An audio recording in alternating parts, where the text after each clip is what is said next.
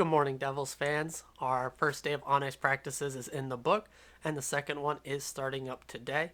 Uh, at the top here, just going to go over what I thought was the most important piece of information that we learned from the interviews and what we have coming up for today. And then going to go briefly through the highlights of all of the interviews that we got yesterday. I think in total we had, like an hour and a half worth of interviews to watch. So I went through them twice, picked out my favorite parts, and I'll kind of give you the Spark Notes version here at the end. So for today, practice for Group A will begin at 9 a.m., so about an hour from the starting of the recording of this video.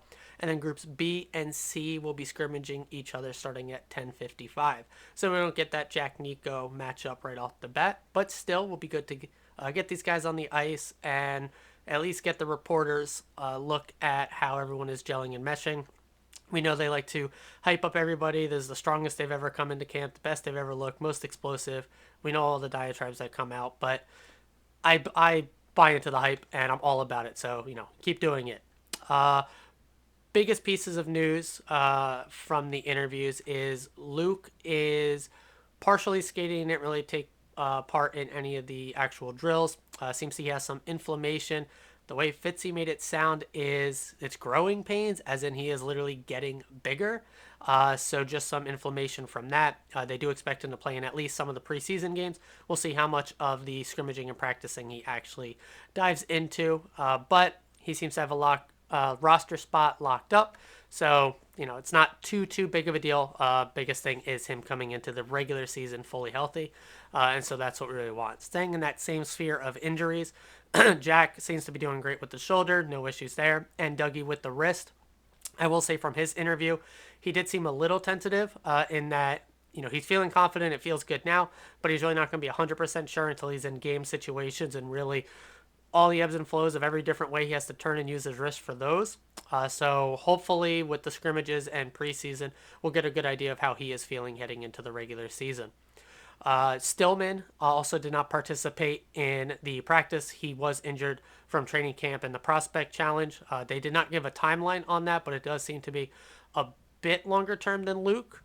So he is expected, I believe, to miss a little bit here at the start, but nothing actual, long term by any means. I think that was really it as far as the big pieces of news. So instead, let's go ahead and jump into some of my Spark Notes here on the interviews. Brett had a few pieces. Obviously, guys were asked about their line mates throughout all of this. Brett feels like Toffoli is a great fit. You're going to say that about your teammate. I agree with him, though. I think they should mesh stylistically together with Jack very, very well. But it kind of gets talked about frequently throughout all of these interviews where guys say, I don't really care who I play with. We have a very deep lineup here. You could I believe it was Timo even says we know Lindy likes to shuffle up the line, so whoever I play with, it doesn't really matter. There's so much skill on this team that basically any combination you throw together is going to be quite good. Same thing. Lots of guys commenting on how great Holtz looks, including Brett, obviously, who skates with him all summer and also came in early. Sounds like the boys have been doing player practices for at least 2 weeks now in Newark. So they have seen each other on ice. They've been playing together. So it's not just this one practice that they are basing these opinions on for the most part for the guys. But instead, they have been doing the player practices. For Brett specifically, he says he's really focused on his one-on-one game, being able to just beat guys one-on-one, take over a situation by himself in those type of scenarios, and then also working on how he can improve Jack and Nico's strengths, working off of them, as those are very likely going to be the two centers he plays a vast majority of the season with, hopefully. And then, obviously, as every guy is going to say, working on the small details. Refers to the group as a brotherhood. You can really sense that from all the interviews. The vibes are through the roof. Guys are super excited. It was both Toffoli and Timo.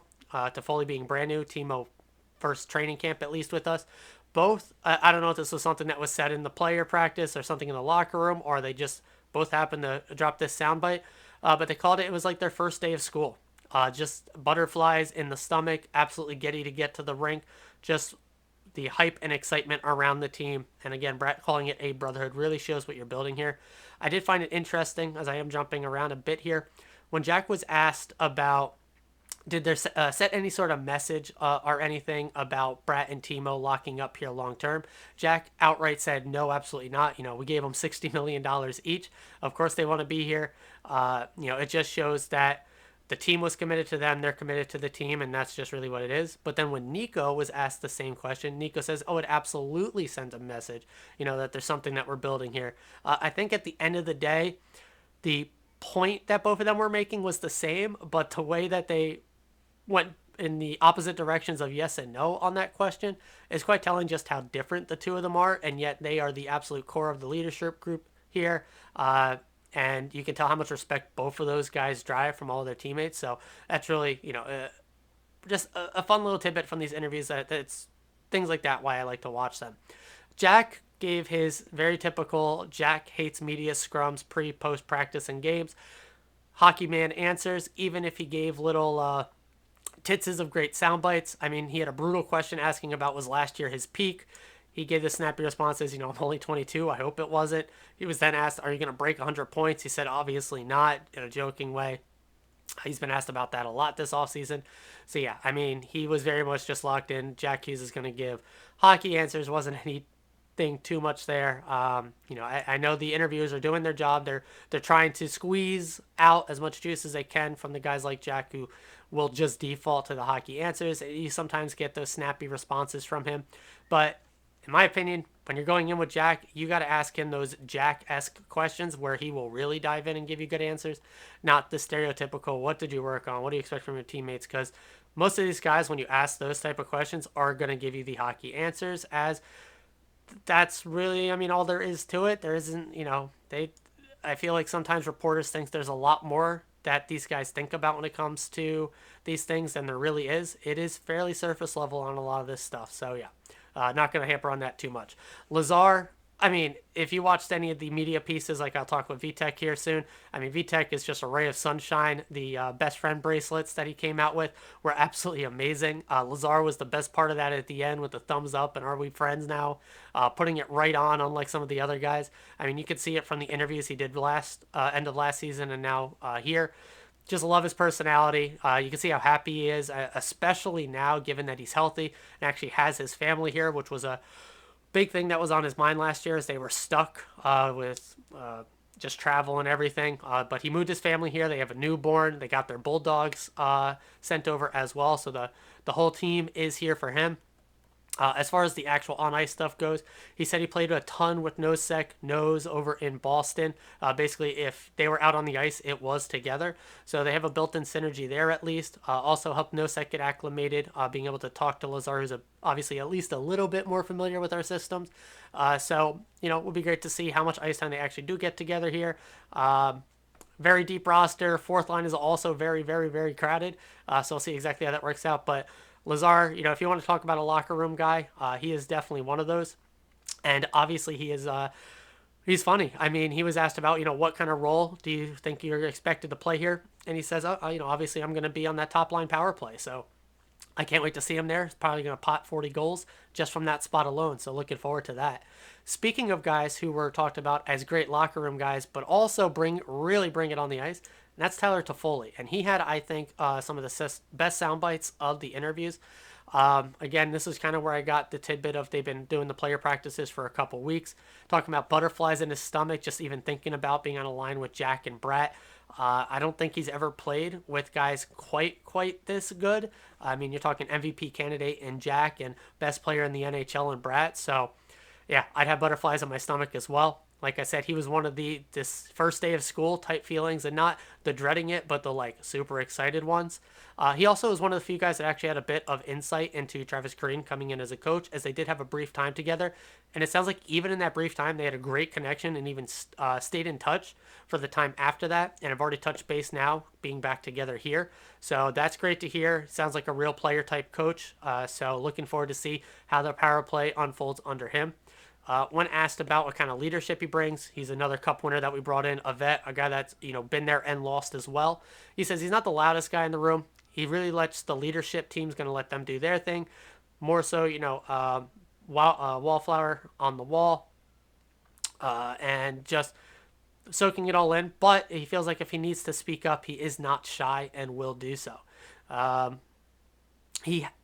him and Fitz mentioned how there was extension talk, but they want to see how the season starts. The way I gathered from how they both answered, Toffoli initiated and probably wanted to get an extension done ASAP.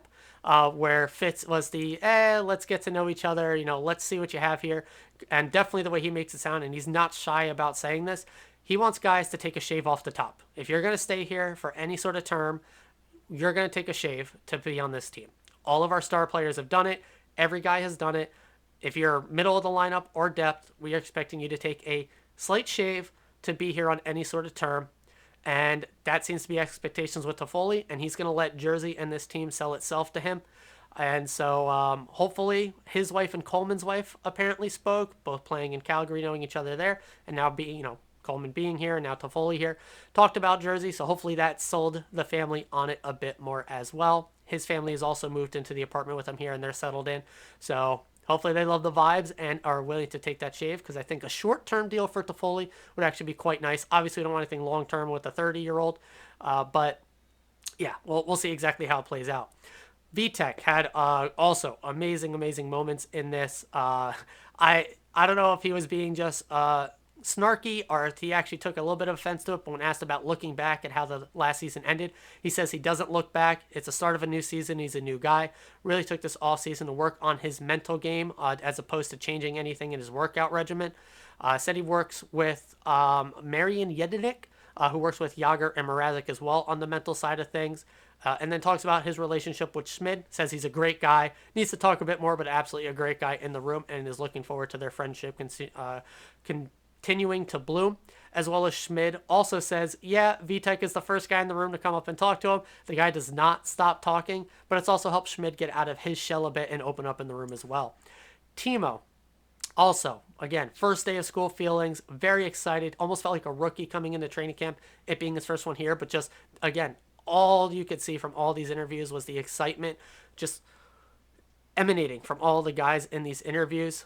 He came into Jersey a little early just to kind of experience the area, even before the player practices. I believe that's probably why he wasn't on that flight there with Nico.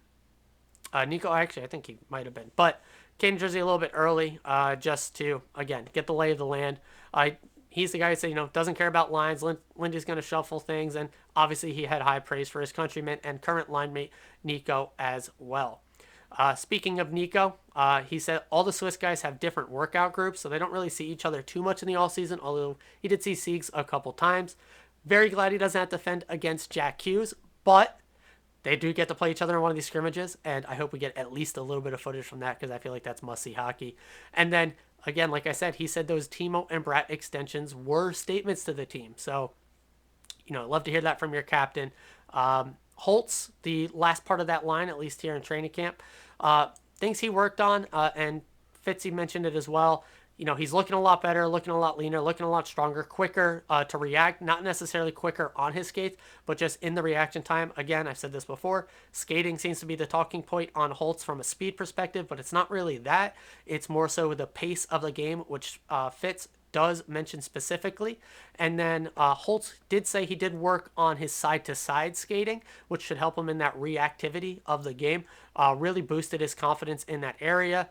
Uses Broberg, who is also Bratt's skating coach, and then his brother is also a skills coach that he worked along with as well. Speaking again of Schmid, he said he did put on some weight just to kind of prepare for the long season. If you're not aware, goalies lose and gain a lot of weight throughout the just from game to game, but throughout the season as well. Water weight alone, I believe it's like upwards of 8. Some goalies even lose in the double digits of water weight in pounds just in a single game. So when you're talking about the work that they put in, game out, practice in, practice out, these guys fluctuate quite a bit. So he did put on some weight in expectation of having a longer season up here with the big club. Again, Vitek's the guy to talk to him, opens up to himself in the room a bit more. When asked about, how last season ended, did he become a celebrity in his hometown? He says he's kind of from a low-key, small town. Hockey's not the biggest talking point in the area, so he's able to just kind of lay low, be under the radar there, and just, not worry about being a big celebrity in his small town. I talked about a bit before. Really, the only thing to note from Dougie and all of his hockey answers in this one was his wrist recovery is going well, but really he's going to need to get into those game situations to see. Mercer was asked about his contract. This is his home. This is where he wants to be. He doesn't stress or worry about that stuff. It'll get done when it gets done. He's just here to improve and help the boys. He also is the one that talked about Toffoli just walking around the locker room, exuding confidence, always smiling, being a good locker room guy. That's what you love to see, especially from the big players. Palat was the last of the player interviews. I got notes on here. Also has a house here, like a house with his family, so it feels like coming home. He's got the longer term deal, so it makes sense to get, fully ingrained in the community. He had a bit of, I think, backhanded compliment as what I would take it as a fan. Don't think it was meant this way at all, but that this was one of his longer summers in the past few seasons, obviously coming from Tampa Bay. So he's able to actually relax a little bit more than he has in the past. Hopefully that rejuvenates him here coming into the season, and we get a strong season from him, especially coming in a third line role where he should be able to outmatch basically any competition he's put up against. We did close it out with a nice long Lindy and Fitz presser. Don't want to go into every little detail. You definitely should watch it yourself. But the biggest ones for me was this was a big different feeling for Fitz. Just a different feeling. Knowing going in, he wasn't selling off assets to go and play for the future as he's done most of his tenure here. But instead, it's rental season, whether that's using our own guys as rentals, going out and getting rentals, but still being smart in how you're managing the assets and not leveraging your future for that, because we have a long open window here. For Lindy's contract, he does talk about how there was an optional year already built in. That's why he's already here and coaching. And they have been talking about the extension. It wasn't a priority for the entire offseason, but it was something that is going to get done at some point. High praise for Nemec from both him and Lindy. Not too much risk in Nemec's game from what they saw from the prospect challenge. Played very well offensively and defensively coming from Lindy. That's high praise for a young guy coming in. I think it's a long shot, but when you're talking about a guy that is not making too much risk but is also playing super high level at both ends of the ice, that's what you want to hear from your coach as far as potentially making the team. Between the both of them, Lindy and Fitz, there was a lot of bants going back and forth. Again, just high vibes in the room throughout the entire organization, from players, coaches, management, concession staff, everything, just top to bottom. Everyone there is happy and excited. Again, they were just joking back and forth, lots of laughs. I mean, Lindy had one comment about, maybe, previously we would talk about how we only had one good line, then it was two, now it's three. Fitz interrupts him and says four. Lindy talks back saying, yeah, fourth line was probably our best line in the playoffs. Lindy talks about how this is going to be his first Stadium Series game with us, how we have heated suites for the outdoor game he's hoping, otherwise it's going to be freezing. Lindy gives him crap about that as he's on the bench, talks about how he was in the first ever outdoor game. They did have heated benches, but they had all the snow coming down. Was one of his greatest memories in hockey. So hopefully we can actually get him a win in this one, unlike his last one. And yeah, it was a great interview with the two of them. Spirits are high. So are mine, obviously. Cannot wait to see what comes out of practice today. I have a doctor's appointment I'm already running late for, just trying to do the video. So I am going to get out of here. It is a Friday. Payday for me. Doctor's appointment. Let's get out of here. I'll see you all tomorrow morning as always. And forever, let's go Devils, baby.